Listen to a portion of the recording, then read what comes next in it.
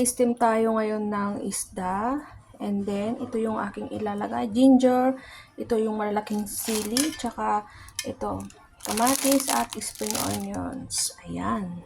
Yung ating ingredients, ito yung chili, ating kamatis, ito yung spring onions, at luya. Na natin ito ng luya bago natin ilagay yung ating isda.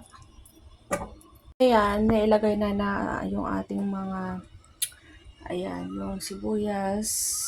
Natin yung ating kamatis, yung chili, tsaka yung spring onions, at tsaka yung ginger. Ayan.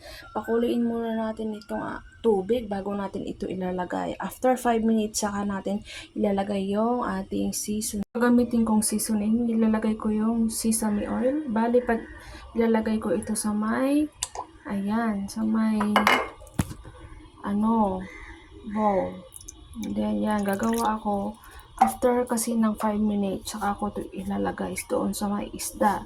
Yun ang technique. Ayan. So, bali, depende yan sa dami ng ating isda kung gaano karami. Ayan. Yung ating, ito, ilalagay ko mo after 5 minutes kapag na-steam to. 5 minutes, ayan yung itsura niya. Ilalagay na natin yung ating sauce. Ayan.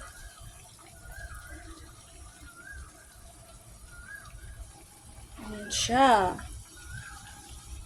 Na yung sauce, so, yan, pati yung silk tofu, then steam natin ulit na within 10 minutes.